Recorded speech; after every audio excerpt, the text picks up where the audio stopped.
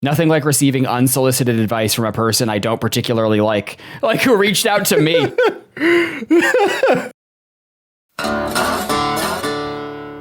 Hello, De Niro Nation, and welcome to Our Hero De Niro, the only podcast watching and recapping Robert De Niro's entire filmography in random order.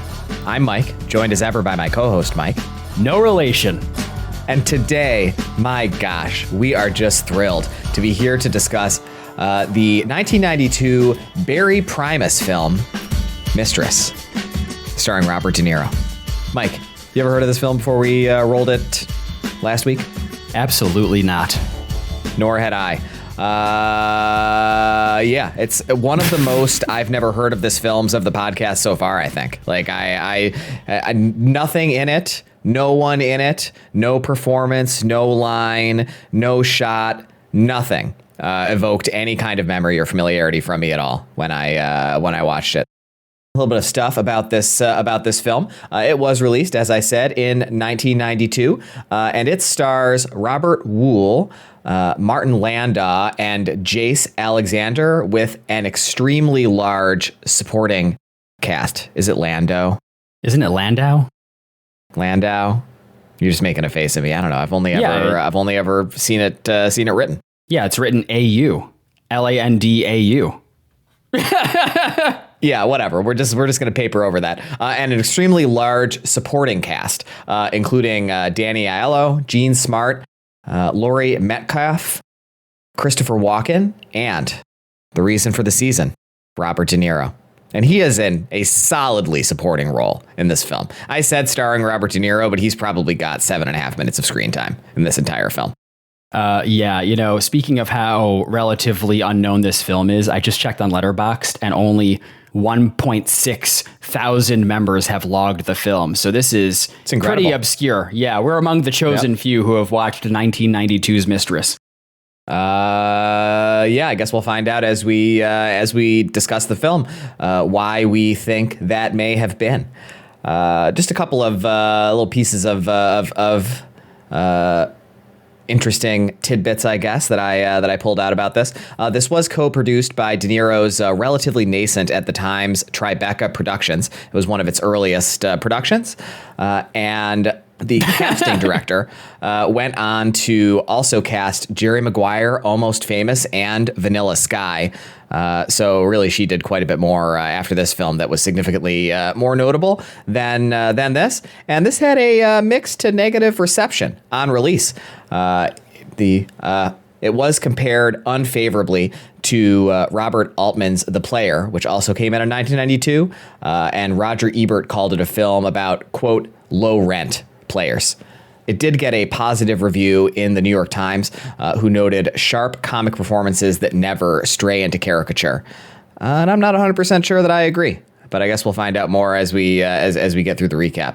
Yeah, I feel like you kind of mischaracterized Roger Ebert's review. I will say he gave it a positive review. It has a 3 out of 4 on his website. He gave it 3 stars, didn't he? Yeah, yep. This was a... Go ahead. Give me a better characterization of Roger Ebert's review. That is the better characterization. He gave it a 3 out of 4 on his website. May he rest in peace. I don't want you mischaracterizing a dead man's words.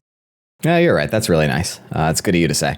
Do you have anything else you'd like to spotlight about this before we get into the recap? Yeah, there's one thing I'd like to spotlight about this film. So it stars Robert Wuhl, and I don't know, are you familiar with him at all as an actor, as a performer? He was in Batman. So I looked at his credits in Letterboxd after I watched the film, and it made me actually identify 2 films that I watched long before I ever got on Letterboxd that I'd never marked as having seen. Batman, the Tim Burton Batman, and Good Burger are apparently films that I had seen him in before, but I don't remember him in either of those films. So. Nor do I, although I have also watched both of those films. I realized early on when I was looking at the film's poster where I recognized him from. This is some real obscure Mike back at you knowledge that I know you do not know about me.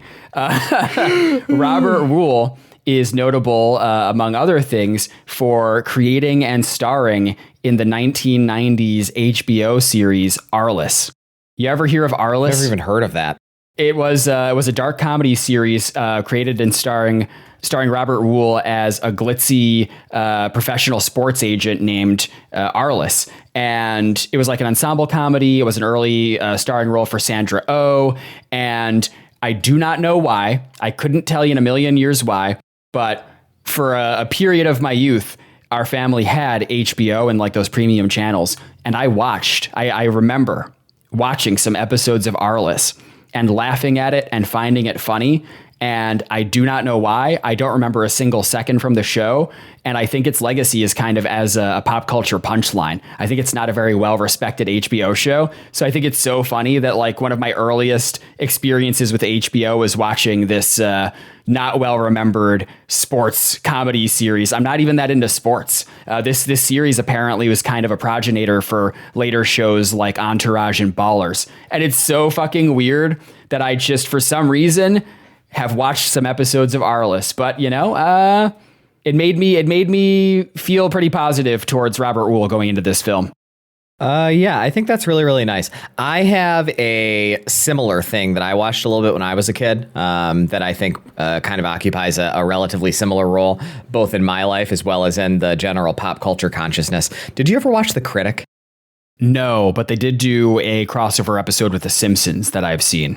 Oh, there you go. I watched The Critic a lot when I was a kid. I guess this must have been in the mid to late 90s because that's when it was on. And I remember thinking it was so funny, but I do not remember a single joke from it. And I'm pretty sure we generally think of The Critic as having been a pretty bad show in retrospect now, don't we?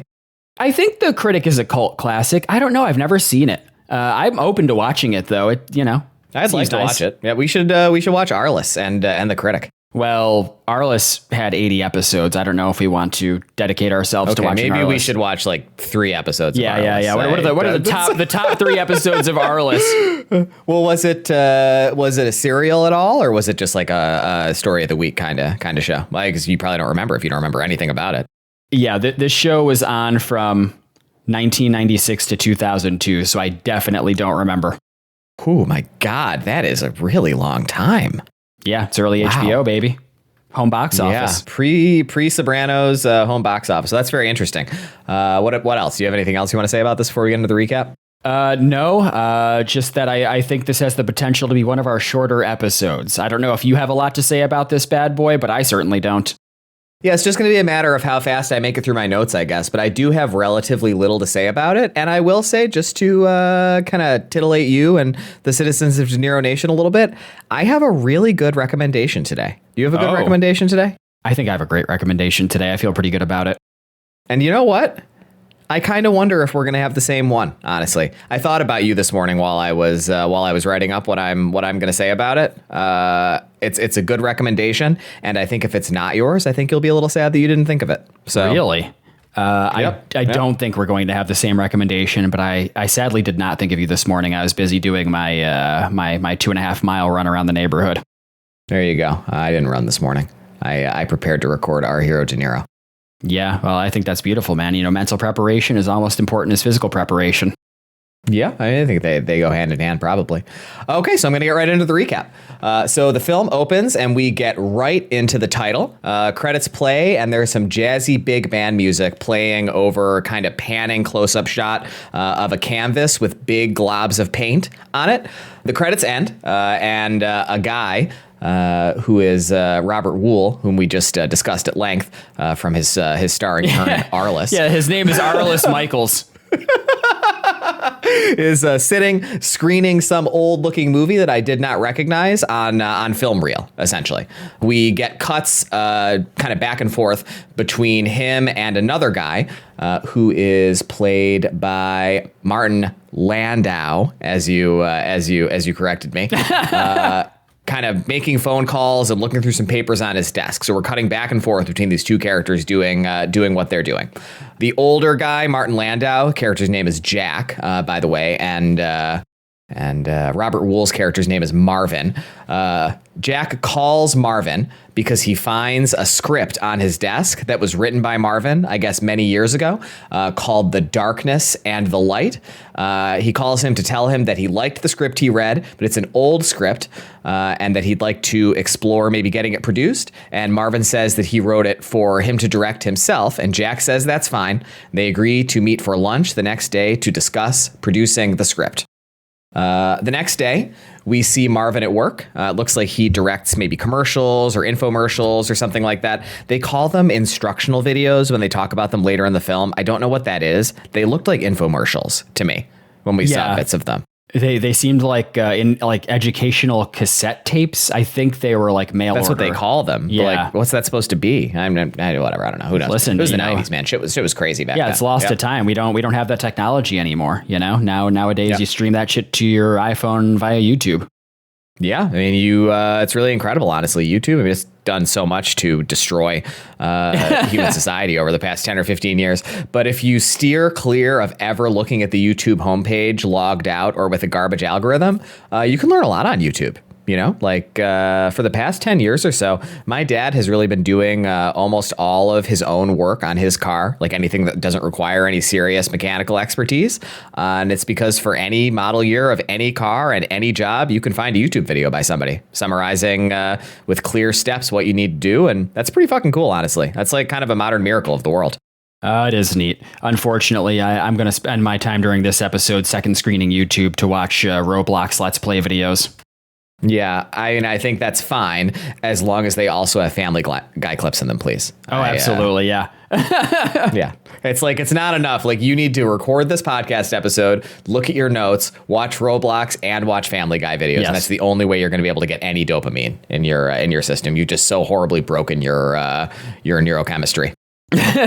He leaves to meet Jack for lunch, and they meet at a place called Shelby's, and I think the restaurant is supposed to be kind of bad, I guess. I don't know if this is a reference to, like, this film takes place in LA, by the way, in case that isn't obvious. Oh, boy. So I don't know if this is a reference to some, like, LA institution from the late 80s, early 90s that maybe if you knew LA at the time, you'd know about. But, like, I feel like we're supposed to understand that this restaurant is bad, but nothing about it ever seems bad textually. Did you understand what was going on here? No, Martin Landau apologizes for the restaurant or whatever. This does set up an interesting thing about this film, which is seemingly 80% of the scenes in this film are set in restaurants at dining tables.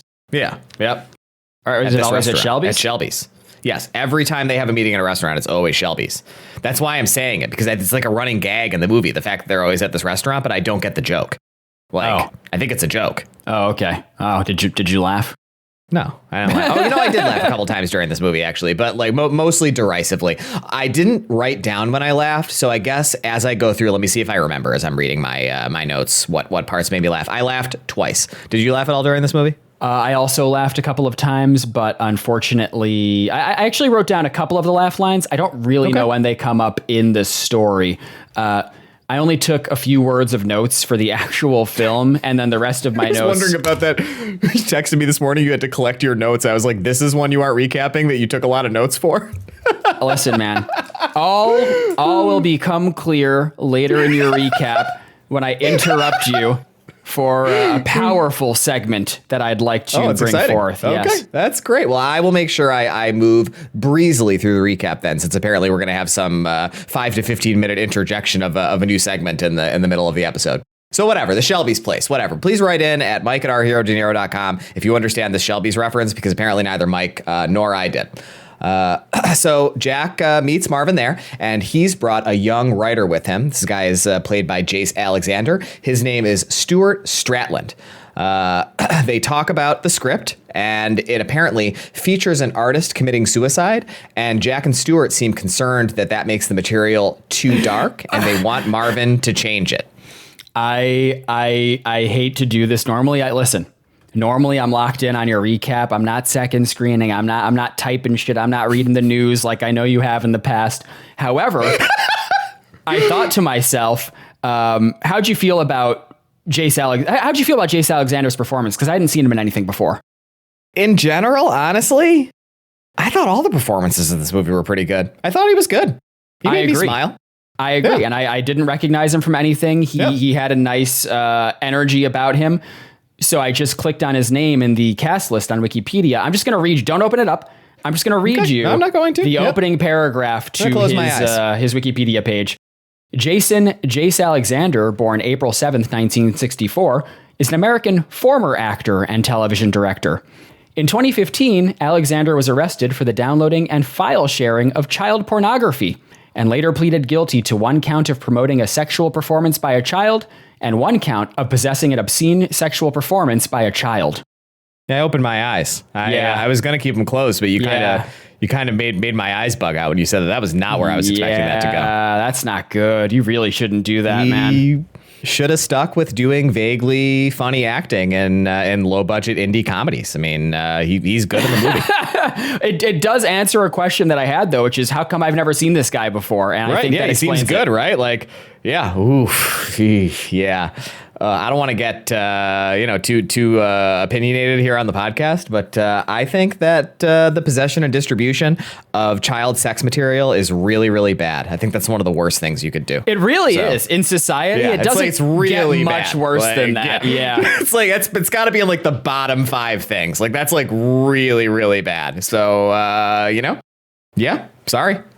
Yeah, well, on that note, sorry, what were you saying about Denny's or whatever the restaurant was in this film? It's called Shelby's, by the way. Okay, my bad. And they want him to change the script to not feature a suicide. And it's important to note, this sometimes doesn't come out very clearly in my recaps. We've said it a couple times. This is a comedy.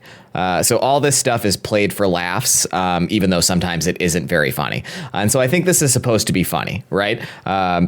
Marvin has constructed this script that is this really dark, we're going to learn throughout the story, essentially self-insert story about this tortured artist whose fealty to his work and his personal creative vision eventually drives him to commit suicide rather than compromise his artistic vision. And I think it's supposed to be funny that they're trying to find other ways that this story can be. We'll talk throughout the film whether any of this comedy really particularly works.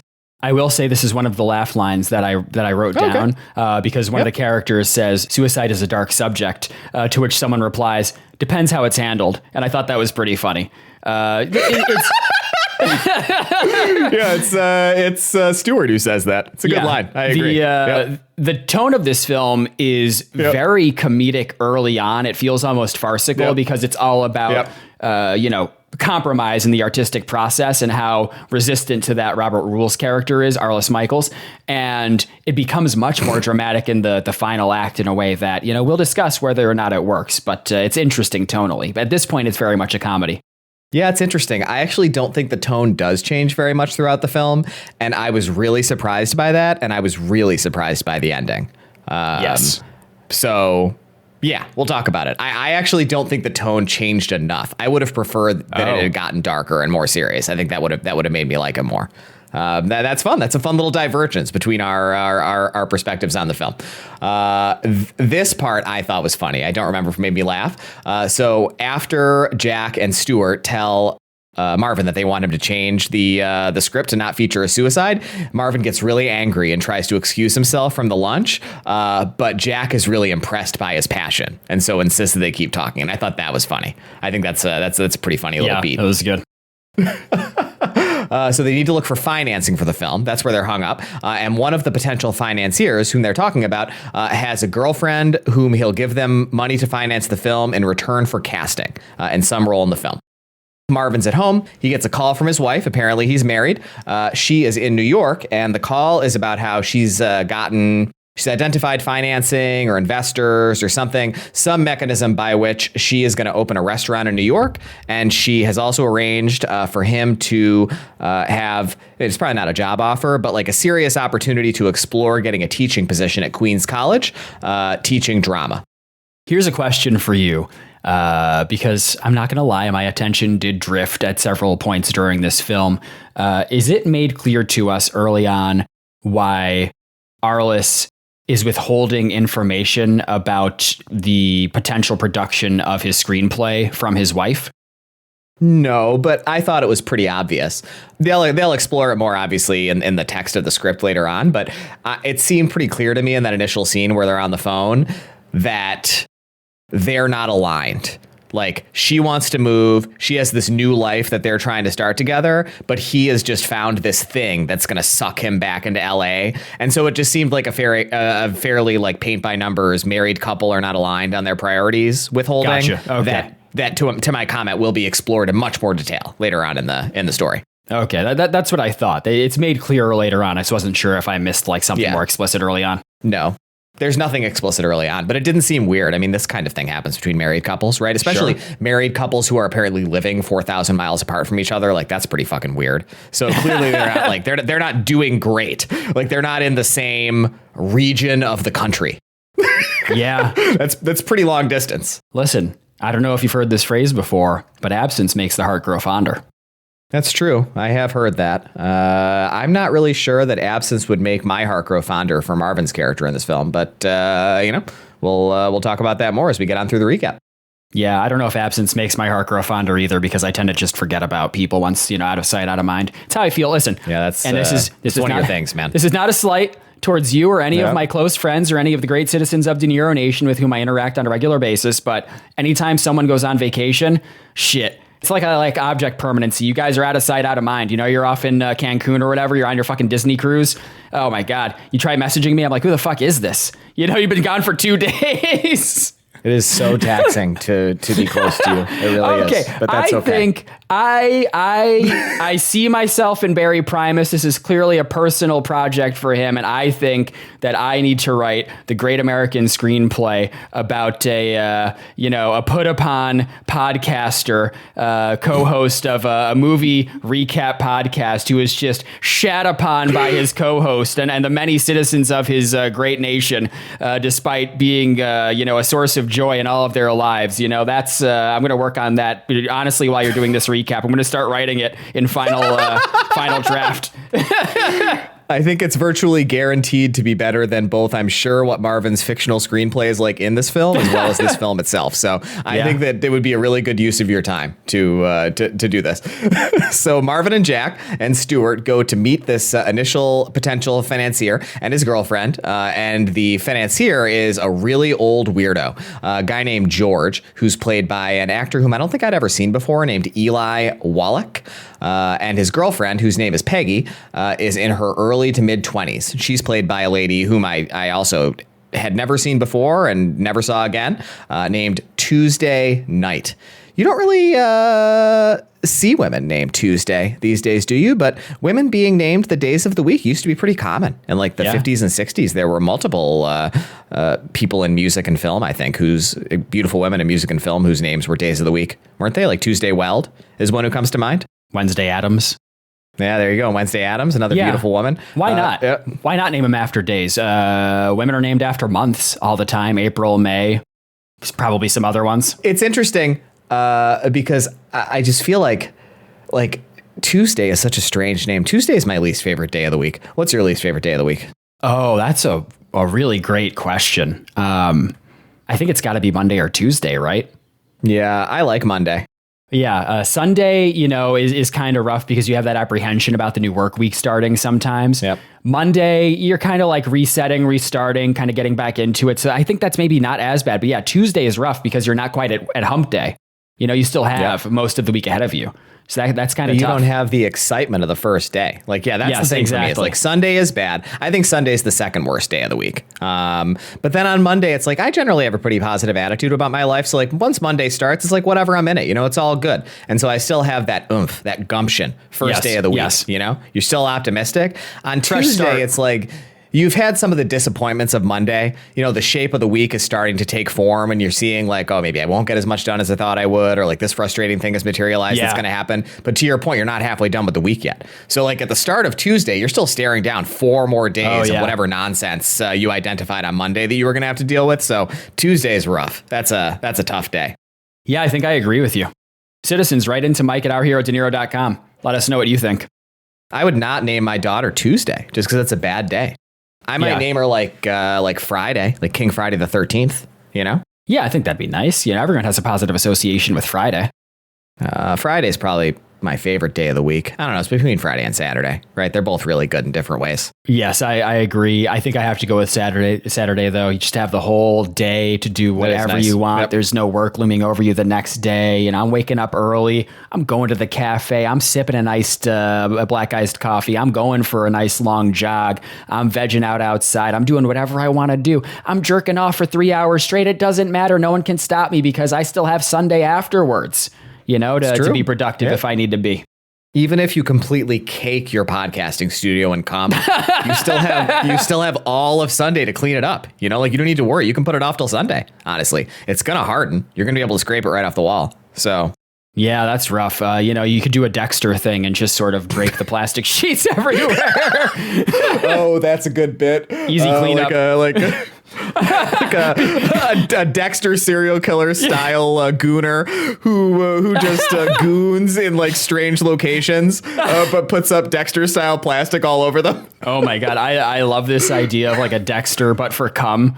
And he has the inner monologue, the dark passenger, where he's just like, it's like my dark passenger is hooked on squirting 7 ways. Yeah, he's like Saturday night in Miami. I need to jerk off in this abandoned church again and again. No one can stop me. It's like 3 a.m. and he's just like pounding his mound. Cue the music. Oh my God. Yeah, that's a really good idea. Oh man. Dokes is on him and he's like, I know you're jerking off all the time, Morgan. I'm on to you. He's like, I don't know what you're talking about, Dokes. Is, probably like his sex therapist or something. Yeah, like trying to help him engage with the sexuality in a healthier manner. Oh, Jesus Christ. All right. So Peggy is the lady played by Tuesday Night. This is the old guy's girlfriend.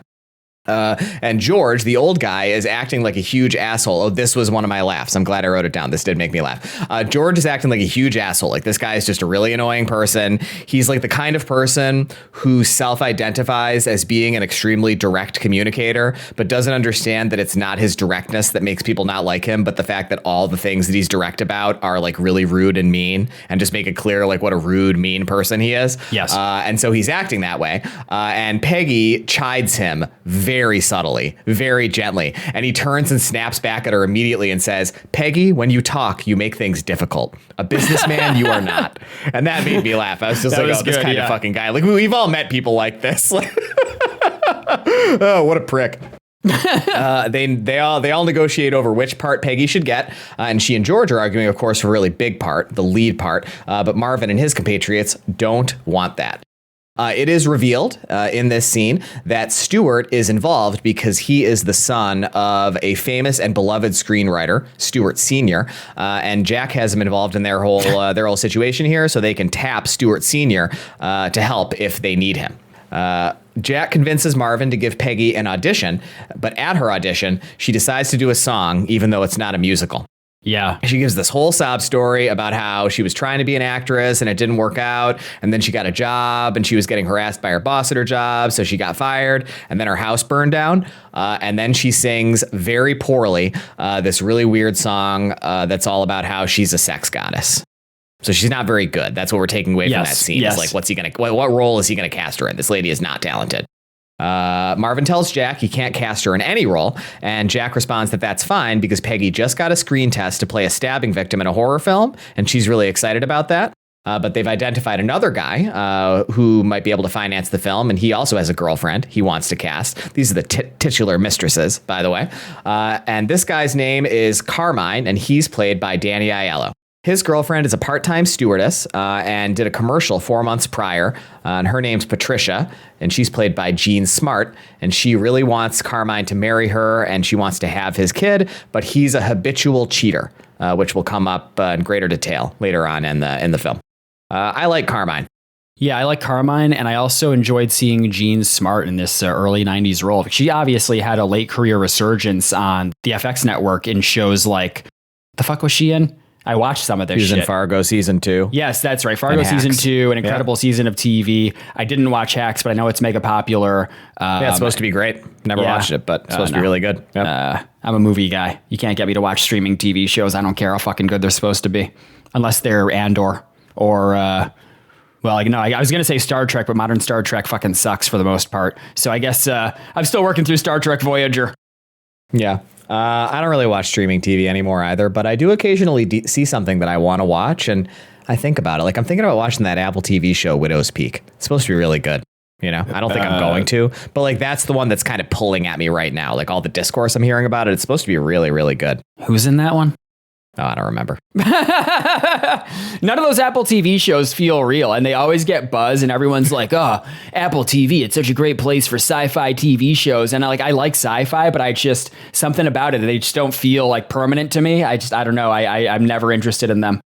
Yeah, I don't think that's the right way for you to feel at this point. I think that's like a little bit of an old-fashioned thing for you to think. I think that Apple TV is pretty firmly established as a major player in modern film and TV production.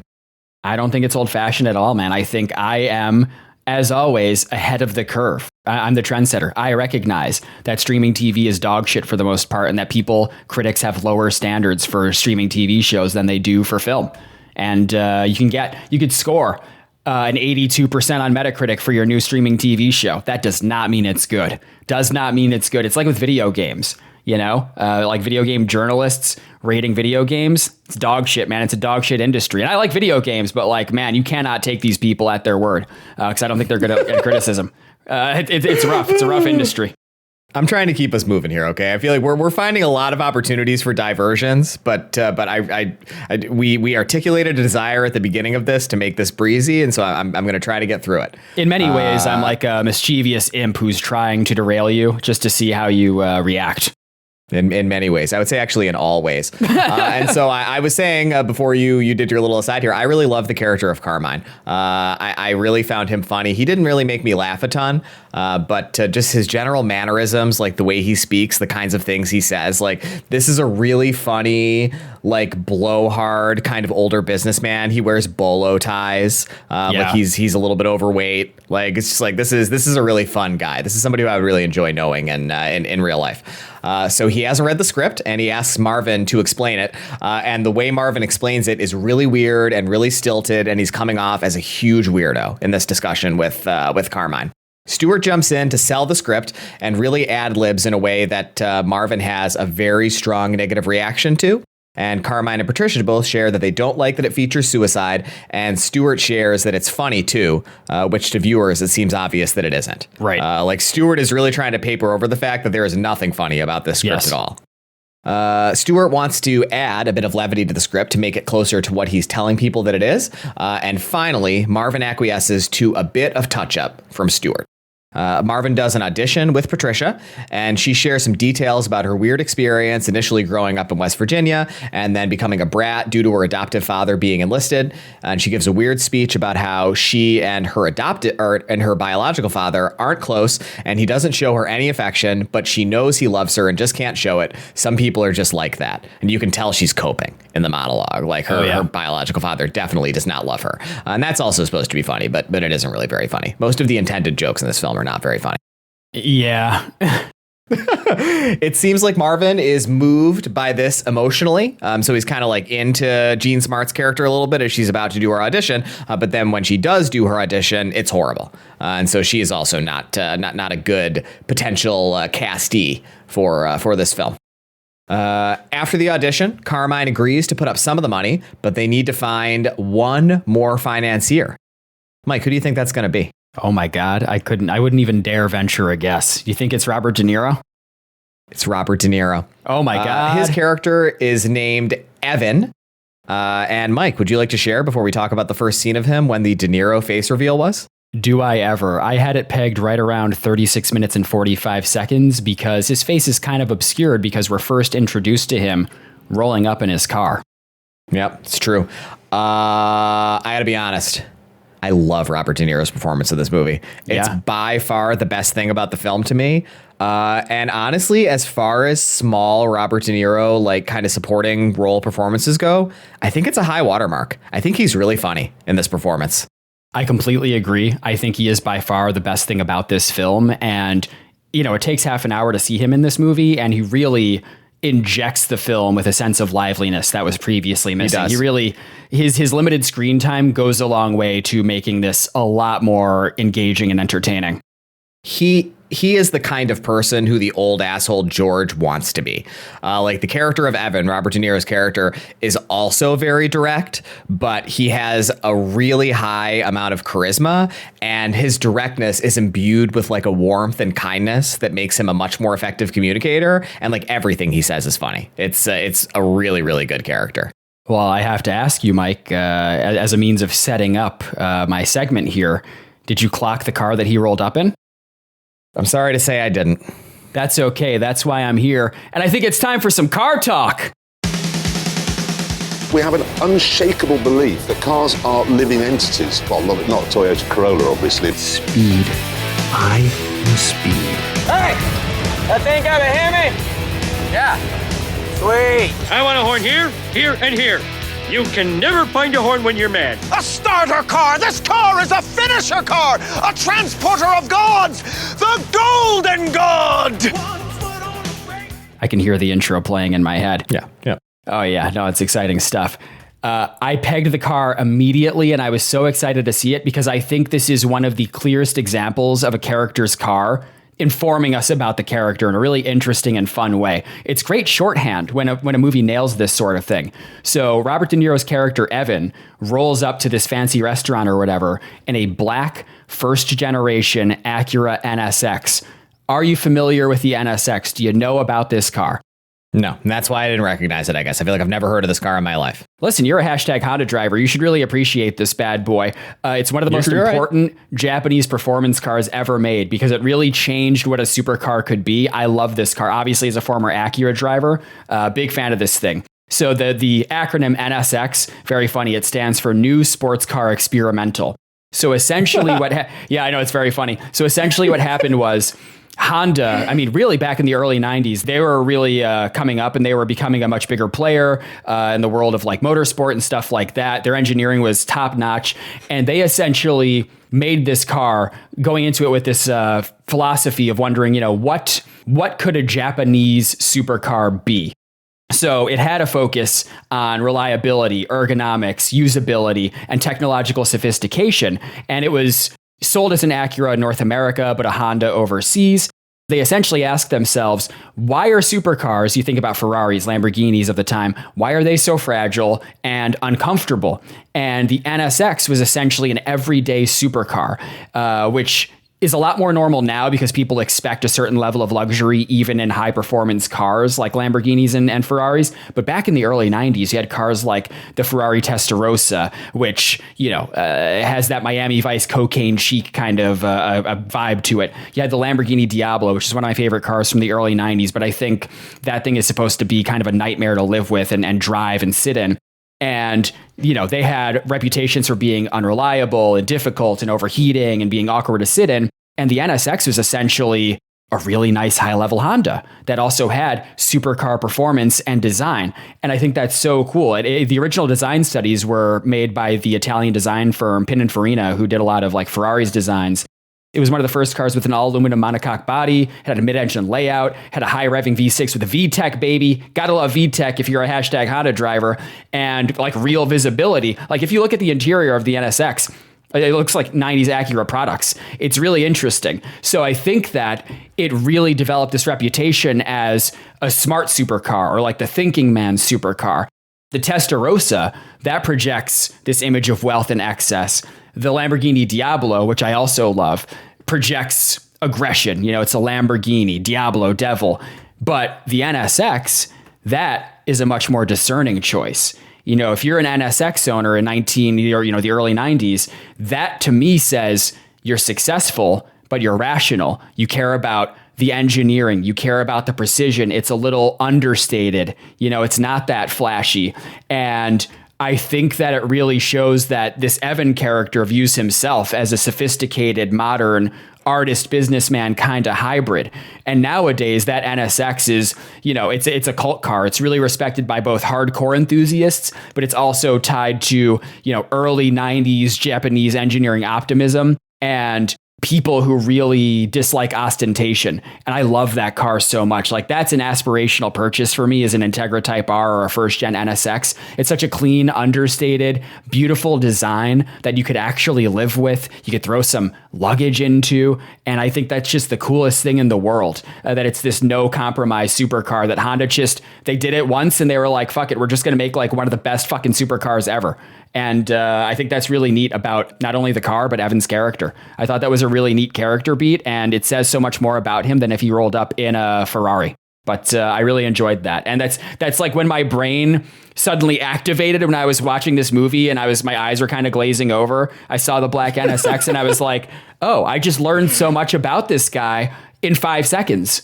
And I really enjoyed that. I think you should respect your elders and do a little research about the first generation Honda NSX and pay tribute, Honestly, do you have anything you want to say about the NSX? Because I have one more thought I want to share before we wrap up car talk. No, go ahead. I think it is sad that Honda/Acura don't really have a halo car anymore. I think those are important for car brands. Like Chevy has has the Corvette, for example. You go into the Chevy dealership because you're a fat sack of shit who wants to buy a 3-row Chevy Traverse because you think you're too cool for a fucking minivan. Whatever. That car's boring as shit. It fucking sucks ass. You're a total NPC driving one of those things. But you go into the showroom and you see the beautiful mid-engine C8 Corvette, and you feel there's like some shared DNA. Right, there's some prestige associated with the brand, right? Because of the Corvette. Yep. And Honda Acura did have a second generation NSX a few years ago that was honestly pretty technologically advanced, but it didn't really light the world on fire the way that the first generation did. But I think it is important for brands, especially everyday brands like Honda or Toyota. Toyota with the Supra. Now they have a new, I think, Lexus coming out. But I think it's important for them to have those sorts of halo cars, even if they only sell 500 or 1,000 of them a year, just for marketing purposes, because you feel that, like, it makes you feel good as a consumer going like, yeah, like this shares some of the design philosophy or the DNA or the engineering principles of this high-end car that no regular person will ever be able to afford, but it's cool. It says something about what the brand is aiming for. And I think it's a shame that not all of them have those sorts of cars anymore. But what can you do? Why do you think that is? That's a really good question. I think supply chain issues have to do with it. I think that it is really difficult for most automakers to justify that sort of thing financially. Like Toyota, they had the Supra pretty recently, but that was honestly like kind of a shell over a BMW. It had like a BMW engine, chassis, infotainment. So I think it's just really difficult nowadays for them to justify these limited production run cars, even though I think they are important from a branding perspective. Yeah, I don't know. I guess that as you talk, it makes me think about a few different things. I mean, one, you referenced increased complexity in global supply chains, right? I think is definitely a factor in something like that. But I also think that something really unfortunate that's happened in American business, and then of course by extension in business all around the world over the past really 20 or 30 years, but in a broader, more systematic sense, I guess really for the past 50 or 60 years, is this shift to our kind of modern shareholder version of capitalism that focuses so much more on quarterly performance. And that I think has really created this situation where a lot of C-suites are populated by know-nothing MBA douchebags who don't actually have any knowledge or passion about the products that the companies that they're running are selling. And I think that's really sad. I think that in the 80s and 90s, the folks running these car companies felt a lot of investment in the products themselves. But is that really the case in auto manufacturer C-suite culture anymore? I don't have the sense that it really is, honestly. And I think that's kind of a bummer. I think it feels like a plague on so many industries where you went from enthusiasts and engineers and people who cared about the products they were creating running these companies or rising up into executive level positions to, nowadays we're spitting out MBAs and they come in and they go, okay, we need to maximize, quarterly shareholder value. The balance sheet. Right. The balance sheet's not the only thing. Right. So do we invest all of this money into designing and producing some limited run fucking hypercar, or do we put a little more money into the compact and mid-size 2-row SUVs that sell like fucking hotcakes? You know, Everything sucks now. right? Oh my God, we don't even have fun car colors anymore. Everything is black, white, silver, or gray. And listen, I know we're part of the problem because we both drive black cars, but I really like black cars. I think they're classy, but it's rough. We used to have yellow, green, blue, red, et cetera. And now everyone's just worried about resale value, and everyone looks like they're driving a fucking rental car as they go to the supermarket or whatever. Yeah, I mean, I think that in so many ways, right? This is a complicated topic that probably deserves more unpacking. I can't remember if you and me have ever talked about this, or if this is just something I've talked to Caroline about, but something that I'm really confronting over the past couple of years as I kind of like grow into this stage of my life, dispositionally, ideologically, whatever, is just the cost of everything that I wanted to happen. You know, like what we've done is we've optimized so many things about the world. Like look at like fast food restaurant storefronts, right? Are all totally homogenized now. Oh my God. Yeah. But like that's the cost of optimization. You know, like we've all been so happy for our entire lives as like things became cleaner and more environmentally sustainable, and like we've driven efficiencies in supply chains and like all this kind of stuff. And it's like, this is what it is. Right? Like everything's kind of homogenized and boring and fucking lifeless. And it's like, oh my God, it's like how nobody drinks anymore. And it's like, this is the end of all of this like public health stuff that seemed so good while we were doing it. But like, man, I don't know. Wasn't it kind of better when people were binge drinking and smoking cigarettes, like culturally? I think it was better for culture. I think better for culture. And it is funny talking about this sort of homogenization because you mentioned the fast food experience. And it is funny driving through literally any town now and you see a building and you don't know is it a McDonald's or a Starbucks or a bank. It's got sharp corners. They all look exactly the same. It's brutal, man. Like, give me like the Pizza Hut shit. Like, remember what McDonald's looked like when you and me were growing up? Like, Burger King had its own distinctive building style. Like, the identity of the brand was in the architecture. It was in the branding. It was in everything. And now we have optimized everything, hyper optimized everything to this point of homogeneity. And it's like, oh man, it really sucks. I don't know. It's a real, like, it's really humbling for me. Honestly, like that's kind of like my takeaway from it is like, man, like I had all my little political opinions about stuff when I was like a teenager and like in my 20s about like how good it would be when we did all these things. And we've like done them for the past 10 or 15 years. And like, oh, it really blows. Like I'm not happy. Yeah. But here we are. Yep. And this has been car talk. This has been car talk. It is interesting. So I think it's interesting to hear you describe the car, and I think it kind of explains. I never would have clocked it as a supercar.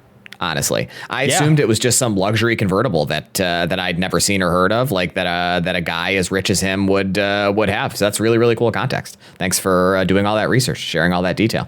If I had been a wealthy person in the early 90s who could afford that tier of car, I like to think that I would have purchased the NSX for what it signals. But I mean, because it's a super cool car, but because also of what it signals in that way.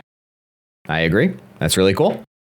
So, Evan, Robert De Niro, has read the script, and he has some changes to suggest.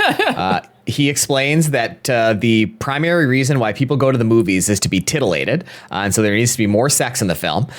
He wants the artist character to be changed from a painter to a photographer, and he will be a photographer who primarily photographs nude women.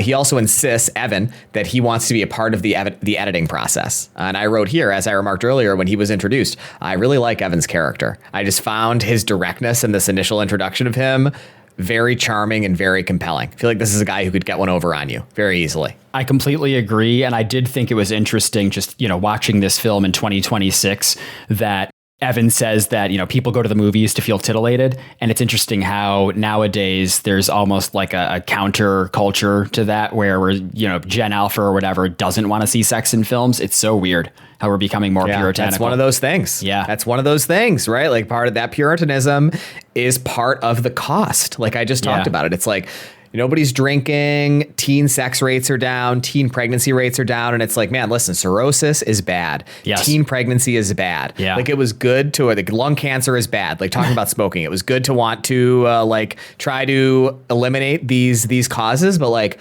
I don't know. The world it created is really boring and sterile and lifeless. Like, I think it was probably better for society when kids were having sex as teenagers, even if teen pregnancy is bad. It's like, so now we have a bunch of these like sexless weirdos who don't want to see sex in movies. Like, that's so weird. Yeah. Show me some nip. Show me some bush. Come on. Live a little. There you go. Yep. So, as you may expect, Evan also has a girlfriend whom he is looking to get a part in the film. This lady's name is Beverly, and she is played by an actress named Cheryl Lee Ralph, whom I'd never seen in anything before. You ever seen this lady in anything before? No, although I do want to give the actress a shout out. I thought that she was the second best part of this film. I thought she gave a wonderful performance. I agree. She's awesome. She's funny. She's very dramatically compelling. She's just like a really hot, really self-confident, obviously hyper-competent black lady. Just a really fun character. And I love, we know that De Niro's into black ladies, right? Like, I love just imagining that like this character is like, is partially a Robert De Niro self-insert. Like, was this what he was like at the beginning of the 90s? Like, the height of his power, just this like hyper competent, really sexy, handsome, like really successful rich dude who dates black ladies. Like, was this how he saw himself and this is the way he wanted to be? Like, I think that's so cool. I'd love to know. And I'd love to know if he drove an Acura NSX back in the early 90s. Yeah. Oh, and his hair, by the way, in this movie, we should talk about that, looks so cool. Like, This is the coolest hairdo I think we've ever seen him have in a film. It's like not super long, but it's like it's a little long. If you've seen the pictures of us that we've posted in social media over the past few months, it's about the same length as my hair, but it looks much, much better than mine. And he has it kind of slick back, and it's so voluminous, and like he's just going gray a little bit, like it's like a little bit of salt and pepper. He looks so cool. He has like a late 80s businessman Patrick Bateman kind of haircut, medium length. Yes. Yeah. Yep. Very cool. So Beverly is very direct and assertive and insists that she wants the lead role, and shares with Marvin that she's also sleeping with Carmine. Remember, I referenced earlier that Gene Smart's character wants to marry Carmine, but he's a habitual cheater, so he doesn't feel like he can commit to her. So one of the women he's habitually cheating with is Beverly, who is also Evan's girlfriend. And she tells Marvin this to drive the point home that she has an in with both of his financiers, and she can completely sink the picture from a financing perspective if he does not give her the lead role. She auditions, and fortunately for Marvin, she's actually quite good. And so he's really excited about her and wants to cast her, but the power dynamic turns around as soon as she gives a good audition, and it's almost like he's trying to sell her on being in the picture, and she's not as receptive to his interest or compliments as maybe he would like her to be. I really like that dynamic. Same. Peggy's back. She's back in the mix. She did not get the role in the horror film. Stewart proposes in this scene, turning the character of a photographer into a gigolo, totally nonsensically. And Marvin is put off by this, and Stewart is then really hurt that Marvin is put off by his idea. Stewart confesses that he's in love with Peggy, and Peggy says that she likes Stewart too, but George can't find out they're seeing each other, so they need to meet and have their little tryst at Marvin's apartment. As I say this, it all sounds very stupid and contrived, and so it's really important that I drive home that it actually is. Like, you might think that I'm giving like an artless recap and not doing a very good job of explaining these plot developments as they're introduced, but they really are introduced in this very paint by numbers way that seems super contrived as a film watcher. I'm going to be honest. I would not let any of my coworkers use my apartment as a fuck pad. Yeah, it's fucking insane. And he lets them do it. I was watching this happen. I was like, are you insane? I wouldn't even let you do that. Yeah, that's sad. like somebody I work with. Like, it's like you're just gonna let your coworkers use your house as a fuck pad. It's like something you wouldn't even want to do for a close friend necessarily. It's nuts. At least you have a guest bed. I wouldn't do it in the master bed. That is true, right? Yeah. Like, it doesn't seem like Marvin has a guest bed. He has a small apartment. Could you imagine? Get your stank out of my apartment, bro. So Jack visits Marvin, and he comes to tell him that Carmine, this is Danny Aiello's character, his father needs to co-sign his portion of the financing. So now the father also needs to be sold on the project.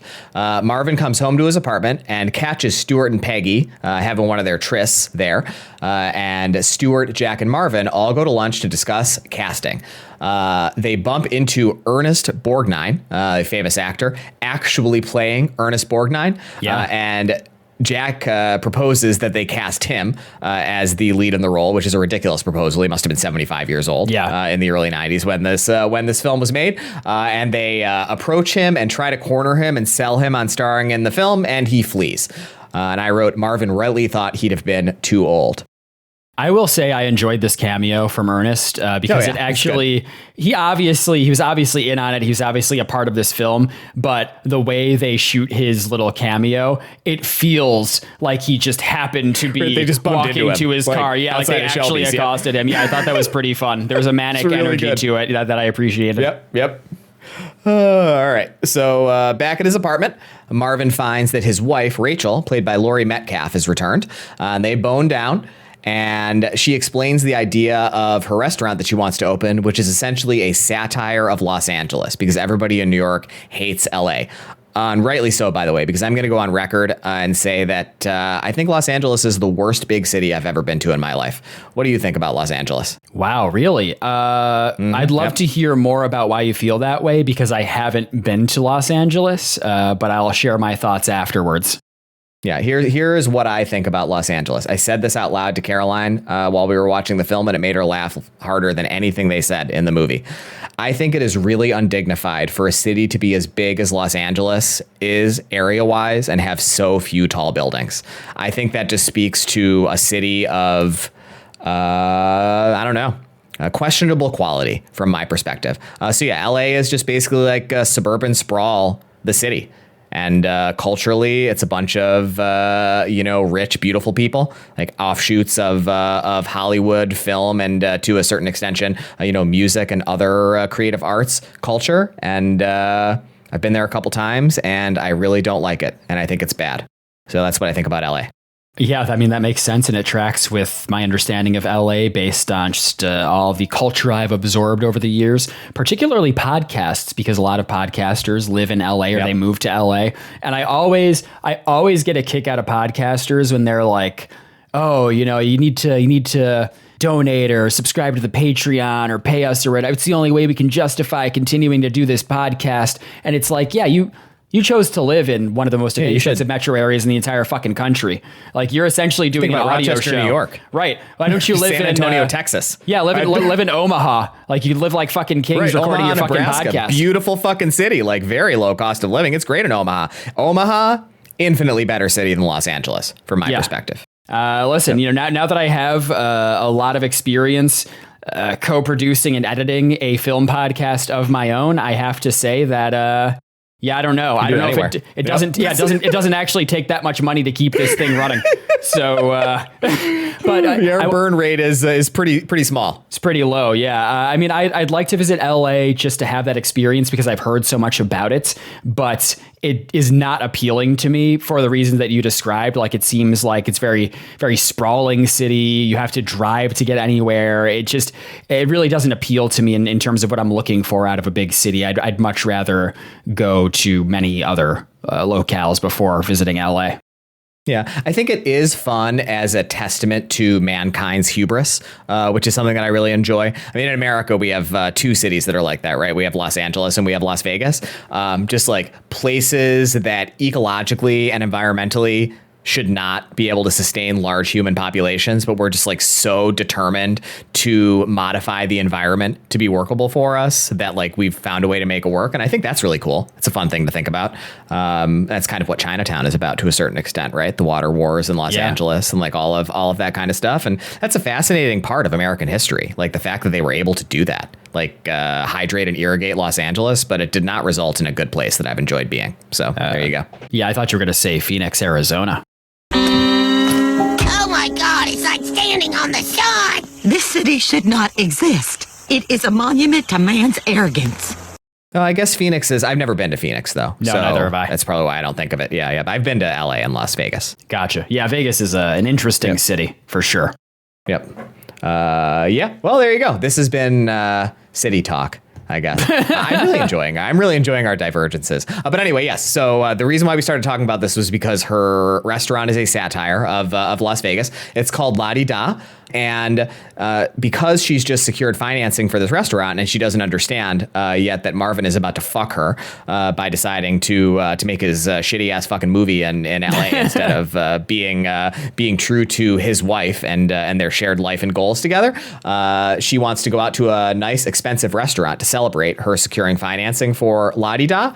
But they aren't able to get into the restaurant that she wants to go to because they don't have a reservation. On their way out, they bump into Evan, but he says, "You don't know me. You're making a mistake." When Marvin tries to approach him, and then when...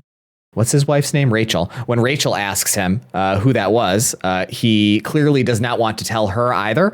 So we're getting more of a sense that he's like not only selectively withholding information about the situation he has going on with his script, but he is actively trying not to share detail with her, and just essentially echoes what Evan said, that he doesn't know him.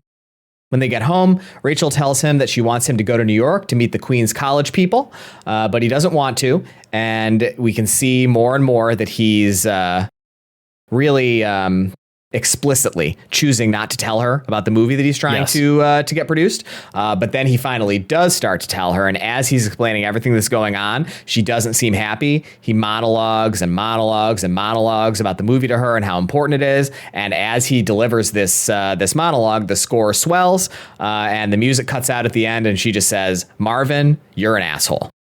So here's why. She explains in this dialogue that in the past they'd spent 7 years trying to get this film made, and the experience of trying to do it was really, really bad. And Rachel is just now starting to recover in terms of like her self-image, meeting her goals and objectives in her life, the way she feels about Marvin, how she feels about their marriage, all that stuff, etc. From that pain and difficulty of trying to get a stupid movie produced for such a long period of time. Initially, he acquiesces and tells her that he won't make the film, but she responds to that very poorly and says, quote, "Nobody wanted to see it," which I could tell as soon as she said it was going to be a huge problem. Yeah. Maybe not a very smart thing to say when you're getting what you want. But I can understand, right? I'm married. I know what it's like. Like, you know, when you fall in these kind of grooves with somebody you're married to, it can be hard to not say the wrong thing just because that's what it's like to live with somebody for a decade. But that really offends him, and he backpedals on his acquiescence to go to New York with her. And she roasts his ass, though.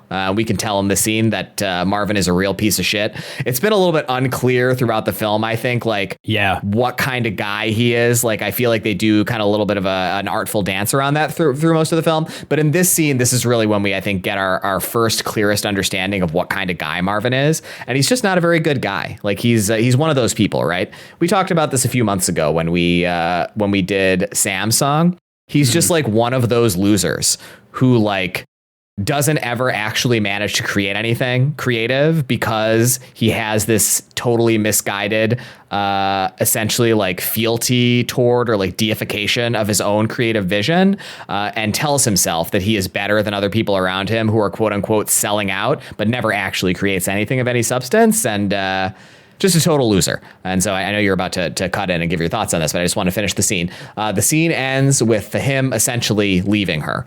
He tells her to go back to New York City, do the things that she wants to do. He doesn't want to hold her back by keeping her back to make the movie with him, but that's what he's going to do. And so they part.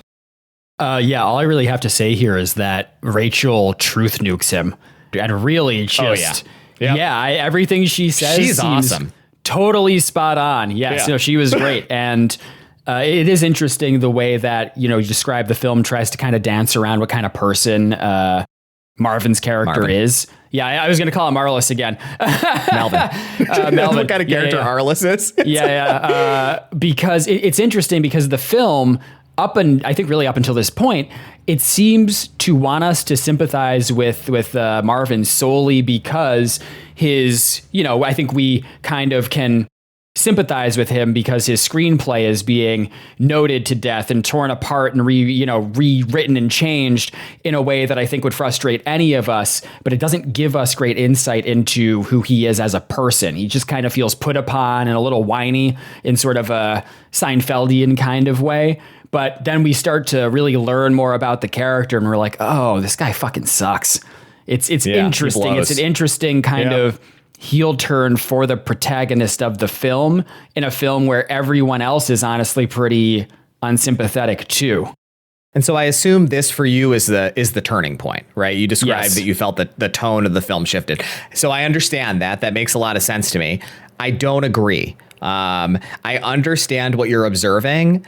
I actually think that if that had happened, it would have been a better film.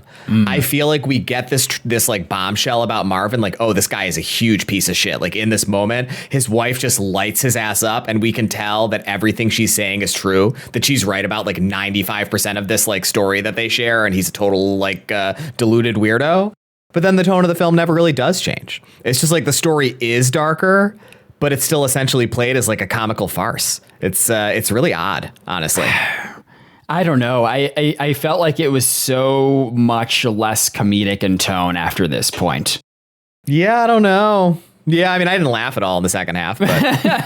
Well, I don't know. At least when I was watching the film, I felt like just the sort of tone, the tenor of the film really changed at this point because there are fewer jokes, and now we know the kind of person that Marvin is. So his general demeanor and kind of whining is also less humorous because we're like, oh, this guy is really just kind of a pathetic loser. You know, he's like really unsympathetic. And it felt like a real slog to me from here on out. Well, I got great news for you. I definitely agree that it felt like a real slog from here on out. I don't think that was because the tone of the film shifted. I think it's because the way you see the tone shifted. And so the second part here is going to be much breezier. I wrote a lot less, and my eyes were definitely glazing over in this second portion of the film for sure, because of exactly what you're describing. So after Rachel leaves, we see Marvin watching some raw footage from a film he'd tried making in the past called Fool's Gold, starring an actor who in the story is named Warren Zell, but who is depicted by Christopher Walken. We see the footage, and in the footage itself, we see the character Warren Zell, Christopher Walken, actually kill himself by jumping off of a roof. And so now we understand, I guess I've never said it in the recap up until this point, but textually in Marvin's script, the artist kills himself at the end by jumping off of a roof. So now we understand that this actual event in Marvin's life is the inspiration for the darkness and the light. Yeah. The Darkness and the Light, the script that he's written. And so now we understand that, you know, this artist character in the film is kind of quasi a self-insert for him, but also a way that he feels like he can pay homage to this Warren Zell character, whom he feels responsible for the death of for some reason. It's not clear to me, by the way, why he feels that way. Did you get some sense in the footage itself, like why it was that Marvin felt like it was his fault that Warren died? I mean, they show a little snippet of his interaction with Zell, and they also talk about it a little bit later on, where it sounds like the script originally was supposed to end with the character's suicide, but it was noted to death by the studio or whatever, and instead of the character committing suicide, Zell instead had to give some monologue about how, like a more optimistic monologue about how there's always another day or something like that, and choose to live. And he didn't want to do it, so he felt frustrated with that creative choice. And Marvin, the director of the film, he, I guess, had a bad day. He was being a real prick on set. And so he was like giving Zell shit about just doing the line the right way or whatever. And we see that interaction, and then Zell says the line quite capably, and then he just jumps to his real death. There you go. Thanks. Yep. So he feels responsibility for Zell's death. Yeah. I'm not sure if I think that he should, but whatever. We had to get the story written. Take it up with Marvin. So after watching this, Marvin goes to see Stuart, and Stuart is explaining some more stuff about ways that he is going to change the script. Marvin responds by telling him that he's going to put it right back to the way it was originally, and gives a speech about how he killed Warren Zell by forcing him to not be true to himself, like the character in the script. He's doing this so Warren's death will mean something. But now Marvin says that he wants the suicide taken out, since that will belittle Warren's actual death. And Stuart's dad, Stuart Sr., comes into the room while they're having essentially a little bit of a tussle, like a little bit of roughhousing. Tussle's a great word. Seems to be an offshoot of this disagreement they're having. Stuart Sr. bonds with Marvin about their shared craft of writing, but tells him, rightly, that he seems a little bit too old to be doing this auteur thing that he's doing, and that sometimes you just have to make anything, to be taken seriously. Marvin considers killing himself with pills, but he decides not to do it and throws away all of the footage from Fool's Gold. I didn't say this. I think I probably wrote it, but I just didn't say it when I passed by it. But I wondered earlier how this story was going to get to the point where Marvin killed himself, because I was sure that was the way the film was going to end. Yeah, I mean, I don't know, like, how are we doing this story where it's all about how we're learning that this character in the screenplay he's written is a self-insert for his own stupidity and incompetence that doesn't end with him killing himself? Like, I was just sure that was the way the story was going to go. And this was the moment where I was like, oh, I'm really not going to like the ending of this movie, because it's not like he's going to come back around and actually kill himself after deciding not to do it when he had a chance here. So, this was a turning point for me in the film. We cut to a montage of each of the mistresses with their paramours and Marvin, kind of rotating through them, all sleeping in their own respective locations. And then the next day, Marvin and the crew go back to Shelby's to celebrate. They expect to close the deal tomorrow. There's some kind of birthday party for some old guy that they're going to or something where they're going to close the deal. And Jack tells the story of how he is essentially not working in the studio system anymore, because Marvin asks him about it. The details I don't think really matter. Essentially, he was, some sort of middle to upper middle manager in the studio development ecosystem, and he played politics very poorly with his boss, who was the studio head, and got managed out of Universal, where he was working, and ultimately out of the studio system altogether, which is why he's like an independent operator, essentially trying to get this shitty script made. They go to the party where the deal is to be made. All the mistresses are there, as well as all of the men. And Beverly is characteristically stone cold, and Peggy and Patricia are both characteristically weird dumbasses. We get some very funny De Niro work here, trying to leave Beverly, but he can't. She's essentially like trying to strong arm him in this moment to get more out of him. And he's trying to act like he's going to leave her, but you can tell that his threats are like comically trumped up, essentially. And he eventually acquiesces and doesn't leave her at all. And she gets everything she wants in the disagreement they're having, which I enjoy. I thought that was funny. But as they're having this disagreement, Carmine comes over, and we get a lot of awkwardness because De Niro's character is getting the sense that Beverly is cheating on him with Carmine. So we're starting to get some of that awkwardness that was hinted at earlier in the film. The party devolves. All the girls start finding out about each other and all the stuff that's happening, and everything is getting really chaotic. So Jack and Marvin and Stuart pull the financiers away to try to get them to sign the papers. But as they are signing the papers, Jack reneges on a previous agreement he'd had to give up one of his points, essentially back to one of the financiers. I can't remember the details or whatever, but he'd had a verbal agreement with Marvin earlier that they would each give up a point to make the deal work. And then in the discussion, Marvin references the fact that they're each giving up a point, and Jack says, no, you said you were okay with it, so I thought you'd just give up one of your points and we'd get the other one from the financiers. Just like the stupidest thing someone could possibly say. And so the deal kind of starts to fall apart. At the same time, Beverly finally reads the script, touched up by Stuart, which importantly, Marvin himself has not read. And she finds that her part has been written out almost entirely by Stuart in favor of Peggy, whom recall he is in love with. So she backs out of the deal. And as a result, everything completely spirals out of control. Everyone else pulls out. The financiers all pull out. And Marvin is left totally alone. Seems like he is done with Hollywood for good this time. But the film ends essentially the exact way it began. Marvin is alone. I think he's actually watching Citizen Kane, right? I recognize Citizen Kane in this scene, right? I'm pretty sure he's watching Citizen Kane. I was totally fucking zoned out by this point. Well, I think he's watching Citizen Kane, which I've never seen, but I understand kind of thematically what it's about. So I think this is supposed to have resonance with where his character finds himself alone at the end of the film. And the phone rings, and it's Jack again. And they have essentially the exact same conversation they had at the beginning of the film, and it ends.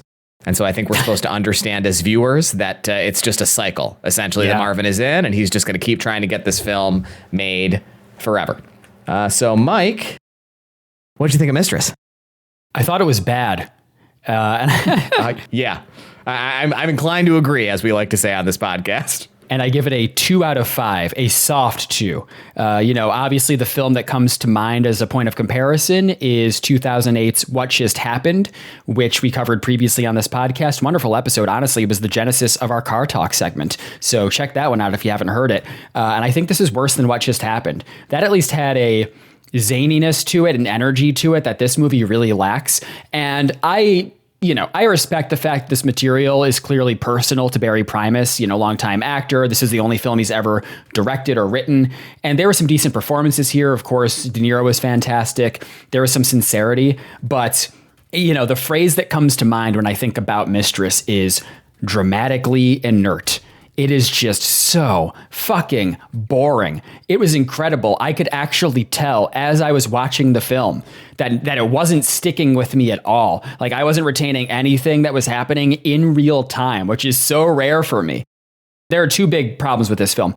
First of all, and I've talked about this on previous episodes of the podcast, including our What Just Happened episode, I already don't like movies that are about Hollywood making movies. I don't like movies that are about making movies. So movies that are about screenwriters, producers, artistic compromise, whatever. That shit is so, I just think it's so fucking self-indulgent and boring. So that's already an uphill battle for me. And I just how many stories like this need to be made? I get it. Like this is your experience because your career is within the Hollywood system, but who fucking cares? What do you have to say? What interesting insight do you have to provide about the creative process or the, nature of compromise or actually producing a finished product, based off of one's creative vision? I felt like this film had nothing interesting to say. It's called Mistress because it's just about how every wealthy, powerful white guy in Hollywood is just banging a bunch of younger women and has a bunch of mistresses and is cheating on their wives. And sure, I'm sure that's the case. I don't fucking care. I don't think there's anything illuminating or interesting here about the human condition.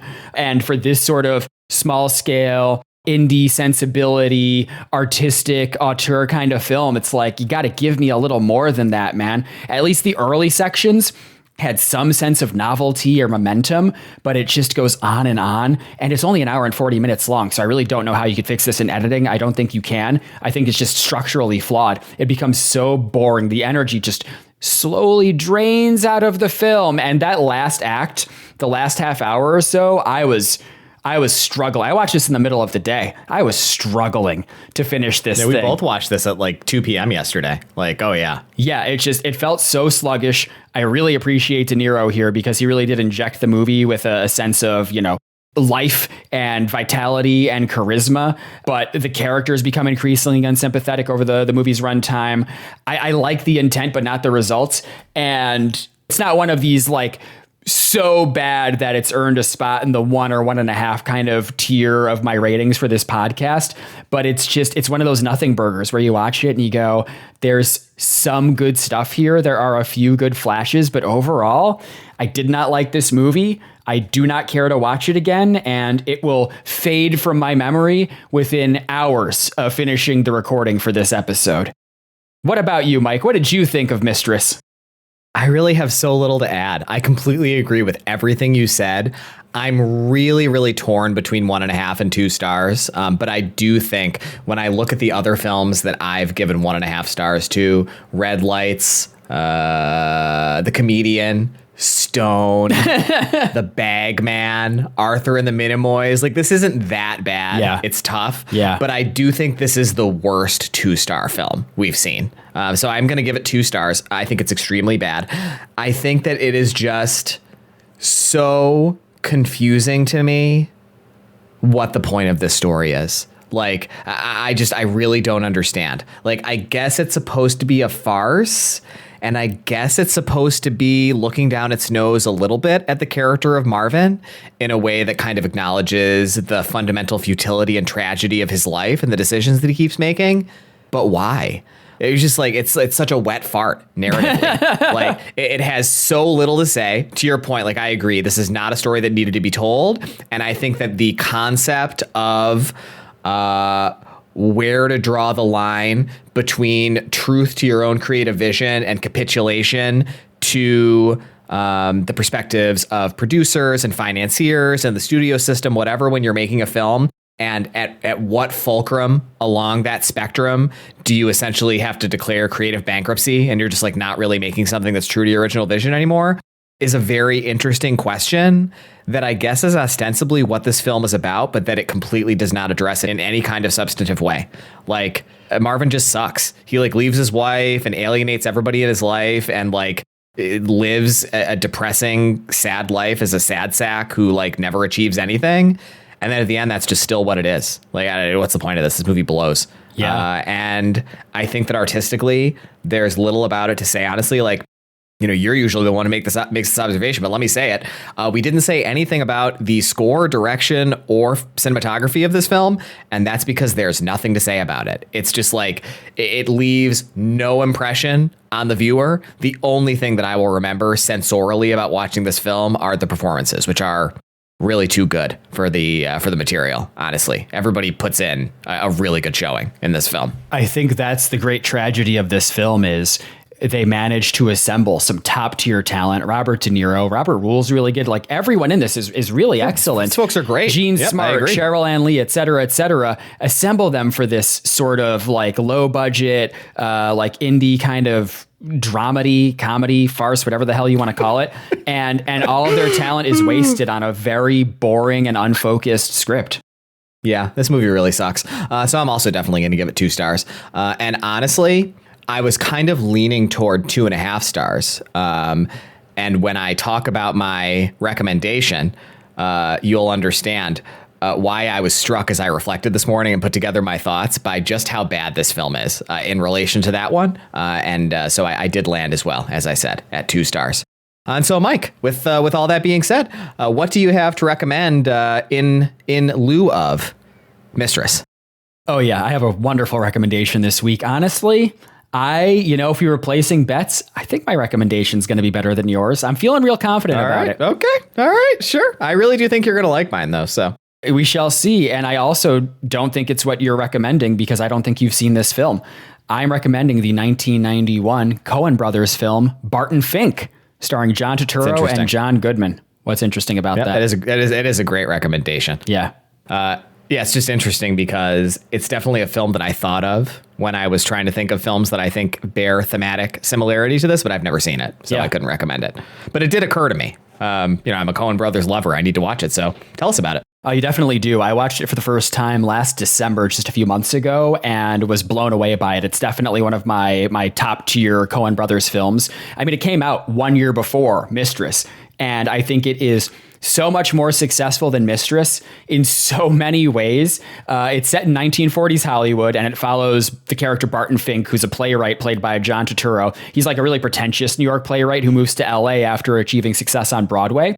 And he's hired by a movie studio to write a wrestling picture despite having no understanding about wrestling or the material. And you see his journey as he spirals into creative paralysis and existential anxiety and increasingly surreal territory. And it starts as a Hollywood satire, but it mutates into more of a dark comedy about Barton Fink's artistic meltdown. And I won't say anything, I don't want to spoil anything about it, but connecting it to Mistress, they're both films that are about writers struggling within the Hollywood system. They both deal with ego and compromise and creative frustration and Hollywood phoniness, blah, blah, blah. You've heard it all a million times. But Barton Fink turns them into something that is much more visually inventive. It is way funnier. I laughed so much watching that film. It's disturbing. It's unpredictable. You don't know where it's going to go. It feels very alive and cinematic in a way that Mistress is like you're watching people have conversations at the same restaurant for 80% of the film. So even though I generally dislike Hollywood about Hollywood stories, I think Barton Fink really transcends that. It's very sharp satire. There's a constant sense of dread and momentum, and it's exceptionally funny. And John Turturro and John Goodman are so good in the film. They're really exceptional performances. I think it's, in terms of its critical reception and legacy, it wasn't a big box office success, but it is commonly regarded as one of Coen Brothers' best films and has become a major cult classic over time. So I think that if you want to scratch the sort of itch that Mistress couldn't, you really owe it to yourself to watch or rewatch 1991's Barton Fink. It's an incredible recommendation. To your point, I've never seen it. You have seen my recommendation, and so you will have to be the judge after I talk about mine, how you think it stacks up relative to yours. Mine is a little bit more of a reach, but I think you're really going to appreciate the tie once I start talking about it. Instead of Mistress this week, I am recommending the 2004 Wes Anderson film, The Life Aquatic, with Steve Zissou. Okay. That's pretty good, right? I can tell you, the wheels are already turning. The wheels are turning. You're kind of seeing the connections. So here's the thing about The Life Aquatic, right? Fundamentally, it's about the same thing. Steve Zissou is an aging, creative type whose best years are behind him, who doesn't feel like he's achieved all the things that he would have liked to achieve in his life, and so he's trying to do one more big thing, right? He's trying to cement his legacy. Let's talk a little bit, I guess, about the film and what it's about. So this is a Wes Anderson film. It's early to mid-career, I guess, now, right? In my mind, it's cemented as mid-career just because of when I saw it relative to Wes Anderson's career. But this was 22 years ago now, so I guess it's actually a pretty old film. But it's definitely in the same general artistic category as The Royal Tenenbaums, I think. Early in Wes Anderson's career, he had a little bit of almost an ascetic kind of sensibility to him. And now I think he's really gotten over his skis these past few years. I know that you agree with me about this. I am not a fan of late era Wes Anderson films. I think that he has lost sight of the substantive emotional core that made his early films like Royal Tenenbaums and Life Aquatic so excellent. And I think the last film we've really gotten that has that general emotional core is The Grand Budapest Hotel, which was 10 years ago. Oh, God. It's very weird to say, right? Yeah, it's like you think about that as a modern Wes Anderson film, but it's not. Like, that's the previous era now, and he's maybe never going to make a movie like that again, unfortunately. It's sad to say. It's a Mark Mothersbaugh scored film, but unlike the Royal Tenenbaums, the sound of the score plays much more into the Devo sound that obviously Mothersbaugh was known for prior to starting this kind of later era of his career as a film composer. And it's got that same general sort of visual language as the Royal Tenenbaums, but the visual landscape is much more about water and much more about a ship as a manufactured space rather than a large house as a manufactured space, which I think works really, really well to give it this great sense of both opulence but claustrophobia that I think works really well for the character. And so essentially it's about this guy, Steve Zissou, who's this world famous, critically acclaimed, award-winning, just revered oceanographer, documentarian, who is trying at this very late stage of his life, he's a very old man in the film, to capture this legendary fish that no one has seen on film. And it's just about that journey. He's encountering a lot of the same kind of stuff in the film that Marvin is encountering in his story. Interlocutors and partners and financing folks whose kind of perspectives and goals are a little bit at odds with his, and having to navigate that kind of political complexity and personality dynamics and all that kind of stuff. And I think ultimately what makes it work so much better is that Marvin's interlocutors in Mistress are essentially characterized either as buffoons or as antagonists. Those are the only ways they're really ever characterized. Whereas Steve's relationships with his collaborators in The Life Aquatic, they're much richer. They're much more emotionally textured. You can tell there's an actual feeling of affection and respect and reverence between these characters, even when they are at cross purposes, which I think makes the story work so much better. Another thing is the character of Steve Zissou has accomplished something in his life. And so I think it makes a question of when is it enough? When should you stop versus when should you compromise versus when should you like stay true to your creative vision? Much more potent and interesting when we understand the character who is asking those questions and about whom we are asking those questions as someone who has real creative capability and has done something in his life that matters. And ultimately, I'm not going to give away the ending, but The Life Aquatic has a great ending, where we see the character reckon meaningfully with the questions that are asked in the film. And Wes Anderson, agree with him or disagree with him, makes, I think, a pretty clear declarative statement in the conclusion of the film about what he thinks the answer to that question is. And it's just really good. Makes me laugh and it makes me tear up a little bit. You tear up at The Life Aquatic? It seems like one that might get you. Yeah, the ending absolutely got me. It's an incredibly powerful ending to the film. Very visually powerful, very emotionally powerful. It's a really great movie. It's one that I gave 4.5 stars when I saw it, but I can definitely see myself revising it up to 5 when I watch it again, just because it looms so large in my memory as a really great film from the mid-2000s. And God, I really love it. And the Devo Mark Mothersbaugh score is incredible. Just absolutely amazing music. Could not possibly recommend it any more strongly. So there you go. Life Aquatic. Yeah, great pick, great recommendation. My second favorite Wes Anderson film after The Royal Tenenbaums. And it's the exact same situation where I rated it 4.5 stars off of memory on Letterboxd, but I suspect that when I rewatch it, I think it's in that 5-star territory. It's a really fantastic film.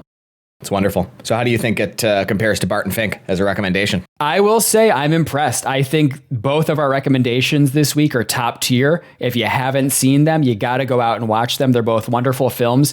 I am going to give the slight edge to myself this week because... I believe you, but it's just a very funny line delivery. But because I gotta give it to me. I gotta listen. At the end of the day, I gotta give it to myself. No, I'm giving it to Barton Fink because I think Barton Fink is doing what Mistress is trying to do much more successfully. It's much closer in terms of what it is trying to do and the type of story it's trying to tell at a high level.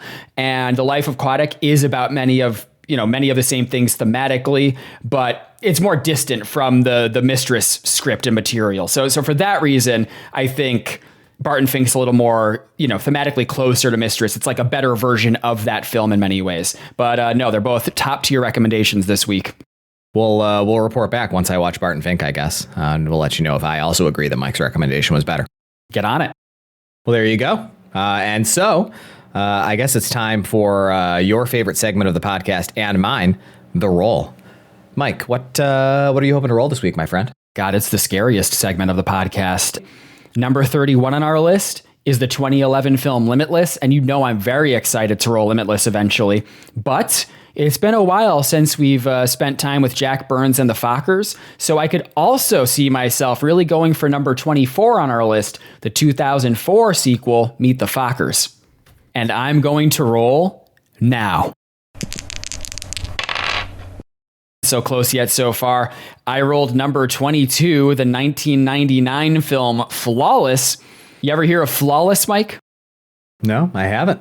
Nor have. Oh my God! But why don't you shut the fuck up and let me say a little bit about the fucking film? It's so funny that when you roll and you need to say like 2 paragraphs worth about the film from the Wikipedia page, it takes you 5 minutes for some reason, and yet before I can even say one word about the film that I roll, you're just cutting in with commentary. Anyways, Flawless is a 1999 American crime drama film.